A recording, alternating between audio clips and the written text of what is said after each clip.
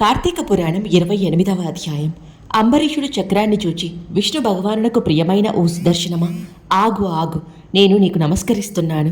ఇతడు వేదం చదువుకున్నవాడు, అందుచేత సంతోషంతో కాపాడు. ఇతనిని చంపడం న్యాయం కాదు. చంపడం తప్పదని నువ్వు అనుకున్నట్లయితే ఇతని ప్రాణాలకు బదులు నా ప్రాణాలిస్తాను. బ్రాహ్మణ వధ మానుకోకపోయినట్లయితే నాతో యుద్ధానికి సిద్ధపడు. నీవు శత్రువులకు లొంగని భగవంతుని ఆయుధానివి. అయినప్పటికీ నీవు నాకు దైవమైనప్పటికీ నీతో నేను యుద్ధం చేస్తాను. క్షత్రియుడు ఒకరిని యాచించకూడదని బ్రహ్మ వివరించాడు. అయినప్పటికీ జగడం ఎందుకని నేను నిన్ను యాచించాను. నీవు సకల దేవతలకు జయింపరాని దానివి అని నీ బలం నాకు తెలుసు. అయినప్పటికీ నా బాహుబలం నిన్ను యుద్ధానికి పిలుస్తుంది. శ్రీమన్నారాయణుడాదిగా గల వేల్పులందరూ మన ఇద్దరి యుద్ధాన్ని చూస్తారు. నేను నిన్ను క్రిందికి తోచిన వెంటనే మునీంద్రుని వదులుతావు. నీకు ప్రాణాల మీద ఆశ ఉంటే విష్ణు భగవానుని చేతి యందు ఇంకా కొంతకాలం ఉండాలనుకుంటే నన్ను శరణుజొచ్చిన మునీంద్రులను వదులు అని అంబరీషుడు అన్నాడు. ఆ మాటలకు సుదర్శనం ఎంతో సంతోషించినప్పటికీ అతన్ని పరీక్షించాలన్న ఉద్దేశంతో కోపాన్ని నటిస్తూ, ఓ అంబరీష, నేను మధుకైటకులను చంపాను. చంపడానికి సాధ్యం కాని రాక్షసులను ఎందరినో చంపాను. ఈ దుర్వాసుని చంపడం ఎవరి తరం కాదు. అతడు నిన్ను ఈ దశకు తెచ్చాడు. నేను బ్రహ్మశంకరుల తేజస్సును ధరించాను. ఇతరులు నన్నేమీ చేయలేరు. బలవంతుడైన పగవారితో సంధి చేసుకోవడం మంచిది. నీవు మూర్ఖత్వంతో మంచి చెడ్డలు ఆలోచించకుండా పోరుకు సమకట్టావు. నీవు హరిభక్తుడవి. నీవన్న మాటలకు నేనింతవరకు సహించాను. అనవసరంగా ప్రాణాలు పోగొట్టుకోవడం మంచిది కాదు అన్నాడు. ఆ మాటలు విన్న అంబరీషుడు కోపంతో, ఓ సుదర్శనమా, నా దేవుని సమాధానాన్ని విని ఇంతవరకు నిన్ను వేడుకుంటున్నాను. లేకపోతే నా బాణాలతో ఎప్పుడూ నిన్ను ముక్కలు ముక్కలు చేసి ఉండేవాడిని. క్షత్రియుల ధర్మమేమిటో తెలుసుకోకుండా మాట్లాడుతున్నావు. శరణమన్న వాణ్ణి విడిచిపెట్టడం మా వంశంలో లేదు.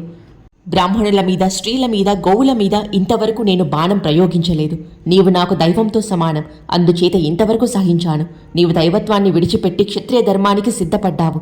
బలాబలాలు తేల్చుకుందాము, యుద్ధానికి రా అంటూ బాణం తీసి సుదర్శనం మీదికి వాడి అయిన బాణాలు వదిలాడు. అప్పుడు సుదర్శనం దేవరూపం ధరించి, రాజా, నిన్ను కాపాడమని శ్రీమన్నారాయణుడు నన్ను పంపించాడు. నిన్ను శరణుజొచ్చిన ఆ మునిని విడిచిపెడుతున్నాను అంటూ కాళ్ళ మీద పడ్డాడు. అంబరీషుడు నొచ్చుకుంటూ సుదర్శను లేవనెత్తి, నీకు నాకు ఏనుగుకు దోమకు ఉన్నంత భేదం ఉంది. నీ చేతిలో మరణించడానికైనా యుద్ధానికి దిగాను. రాక్షస సంహారివి. నీ బలం నాకు తెలియకపోలేదు. విష్ణాంశ నీలో ఉంది. నమస్కారం, నన్ను క్షమించు అంటూ సాష్టాంగపడ్డాడు. సుదర్శను అంబరీషుని లేవనెత్తి, నీకు మేలు కలుగుతుంది అంటూ దీవించి అదృశ్యమయ్యాడు. అంబరీషుడు చేసిన ఈ సుదర్శన స్తోత్రం చాలా గొప్పది. దీనిని చదివినప్పటికీ విన్నప్పటికీ ఇహపర సుఖాలు ప్రాప్తిస్తాయి అని ఆత్రి మహర్షి వివరించారు.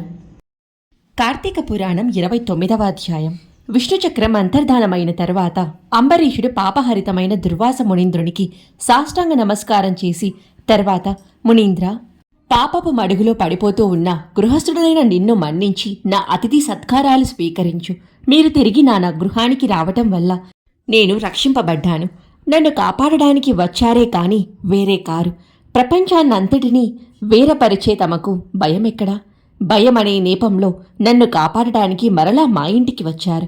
మరలా దర్శనమిచ్చి ప్రాణదానం చేశారు అంటూ ఉన్న అంబరీషుని దుర్వాస మునీంద్రుడు కౌగిలించుకొని ఆనందంతో, ఓ రాజా, ప్రాణదాత తండ్రి అనబడతాడు. నీవు నా ప్రాణాలు రక్షించావు కాబట్టి నీవు నాకు తండ్రివి. నేను నీకు నమస్కరించినట్లయితే నీకు కష్టాలు ప్రాప్తిస్తాయి. కాబట్టి నమస్కరించకూడదు.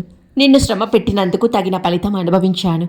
నా కష్టాన్ని బ్రాహ్మణ శక్తి గల నీవు తీర్చావు. నీతో నిస్సంశయంగా భోజనం చేస్తానని అతనితో కలిసి భోజనం చేశాడు. ధర్మజ్ఞుడైన దుర్వాసుడు దయాళుడు, కర్మములు ఎరిగినవాడు, విష్ణు భక్తుడు అయిన అంబరీషుని పరీక్షించాలనే ఈ ప్రయత్నము చేసి అతని భక్తిని నిరూపించి అతనిని పొగిడి వెడలిపోయాడు. కార్తీక మాసమున హరిబోధుని యగు ద్వాదశి సకల యజ్ఞఫలం లేస్తుంది. సకల దానాల ఫలితాన్ని ప్రసాదిస్తుంది. పుణ్యతీర్థాలన్నింటియూ స్నానం చేసిన ఫలితం కలుగుతుంది.